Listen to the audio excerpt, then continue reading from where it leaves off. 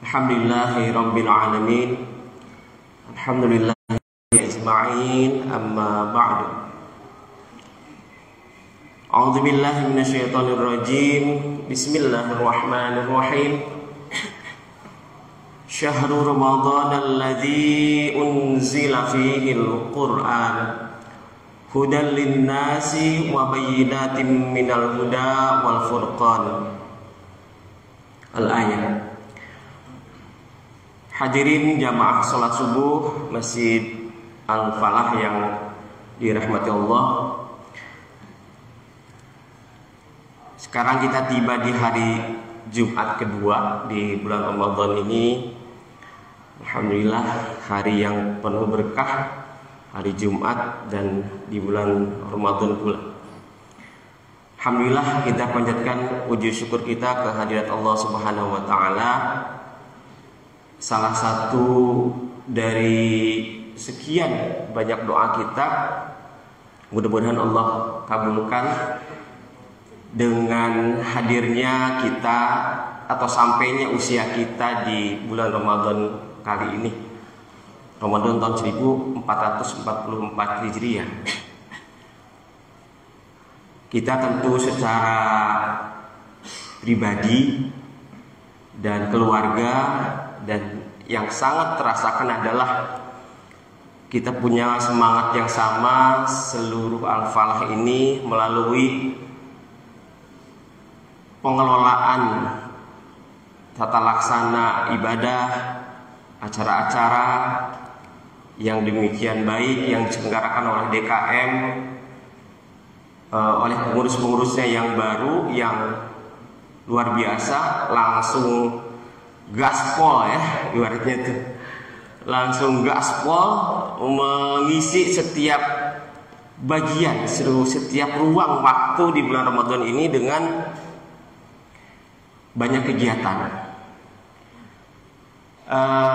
Akan jauh lebih baik lagi jika itu kita imbangi bersama-sama ya, karena kadang-kadang kalau kita sendirian suka rada-rada lemah. Tapi kita dengan berjamaah seperti ini, kita akan terjaga dan saling menjaga gitu. Spirit Ramadan itu seperti itu. Hadirin sekalian, jamaah salat subuh yang dirahmati Allah. Tadi disampaikan sebuah ayat di bagian sepenggal dari surah Al-Baqarah ayat 185 yang menyampaikan tentang keistimewaan bulan Ramadan itu. Salah satunya adalah dengan sebab diturunkannya Al-Quran sebagai ruh lah, sebagai ruh yang menggerakkan seluruh jiwa-jiwa muslimin muslimat di seluruh dunia, di mana Al-Quran itu menjadi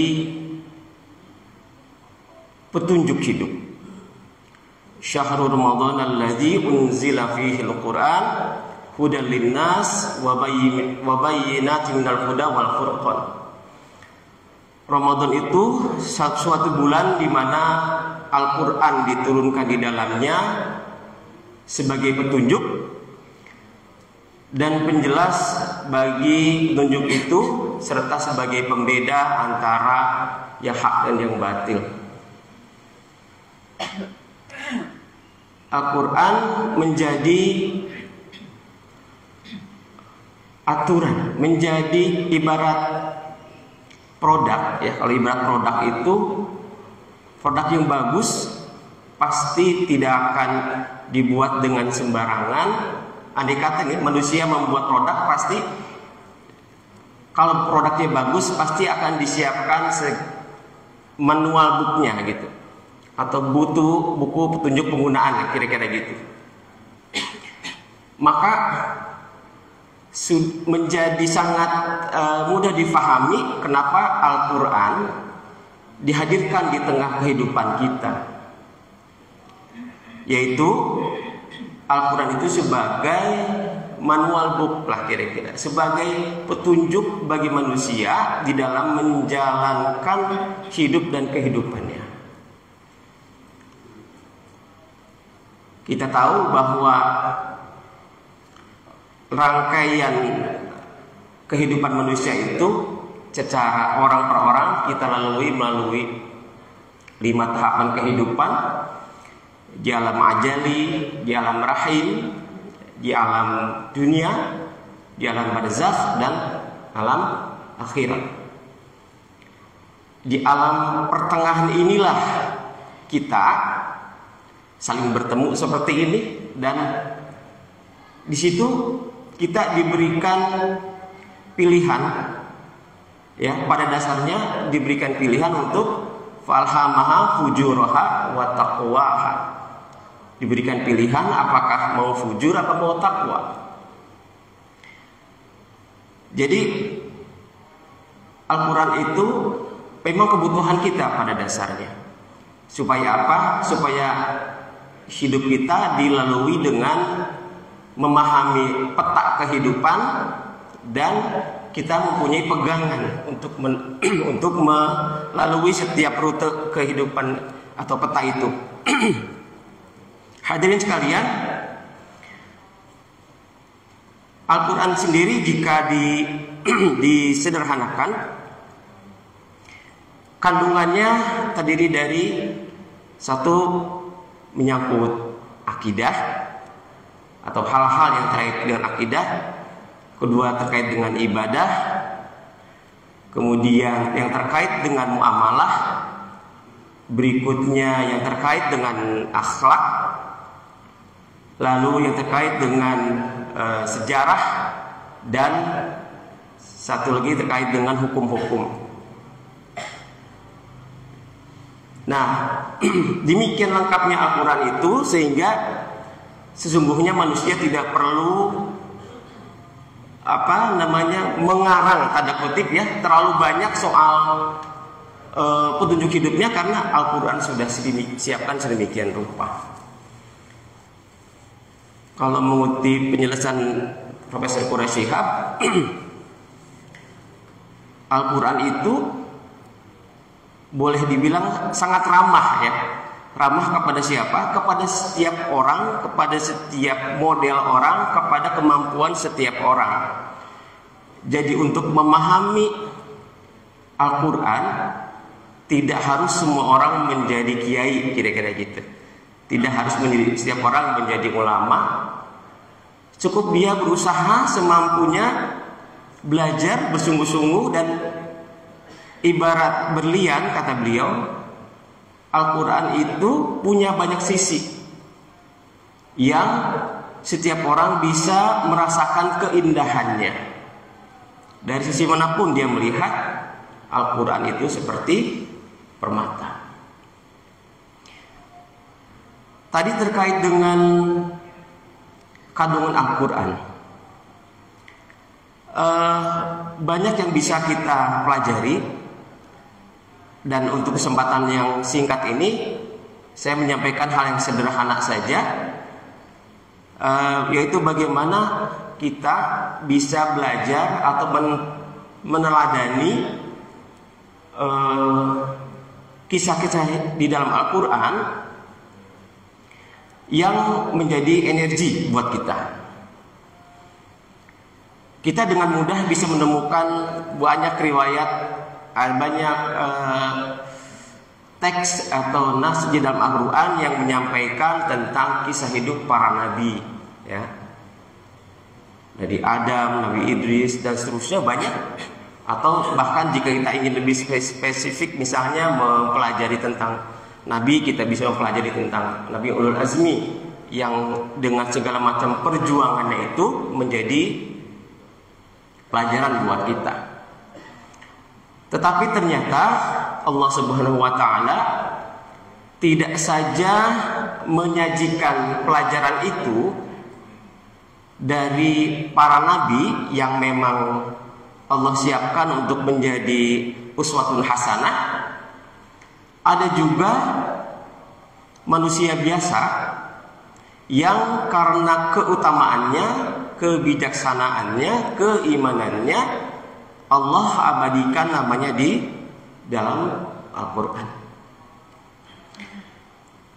Salah satu yang kita bisa sebut namanya adalah tentang Luqman Al-Hakim.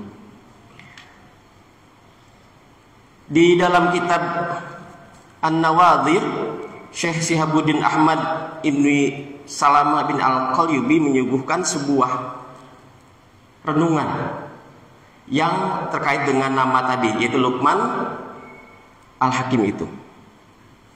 Jadi menurut biografi yang sempat saya periksa, beliau adalah seorang warga yang atau penduduk yang asli tinggal di Ailah, sebuah kota yang masuk ke dalam negara Yordan. Kotanya bernama Aqaba. Luqman Al-Hakim itu satu kali diperintah oleh tuannya, karena menurut riwayat beliau ini orang Ethiopia dan ada yang mengatakan penggembala, ya, ada yang mengatakan sebagai budak gitu ya.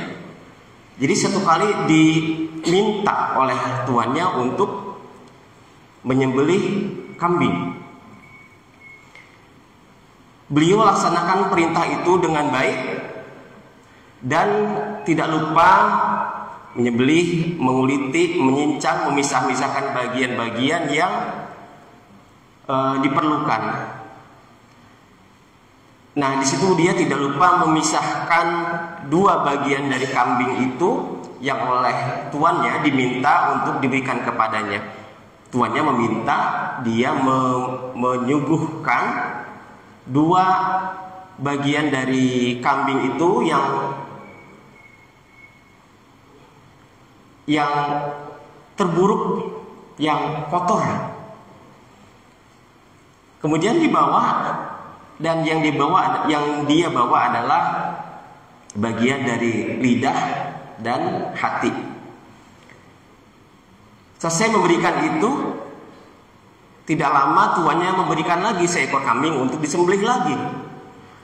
Kali ini perintahnya kebalikan, yaitu Luqman, setelah kamu sembelih kambing ini, bawakan kepadaku yang paling baik dari kambing ini.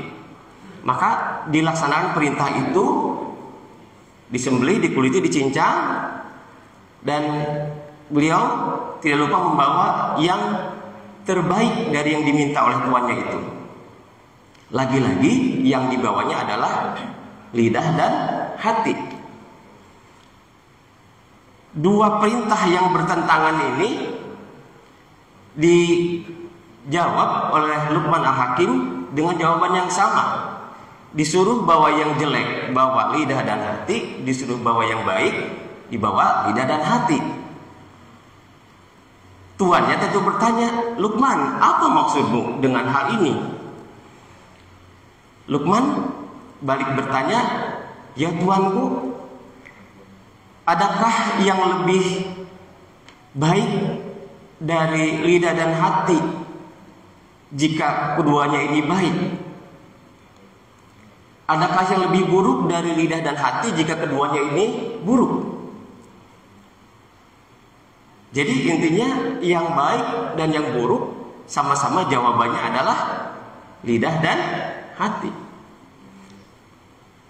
Ini sebuah pelajaran untuk kita bahwa ternyata yang penting dari hidup kita adalah bagaimana menjaga hati dan lidah kita. Jadi dengan kisah Luqman ini kita bisa menangkap sebuah pesan penting bahwa apapun, siapapun, dimanapun, kapanpun, maka penting bagi setiap orang untuk mengelola hati, atau bahasa yang lalu namanya ada manajemen kolbu, ya.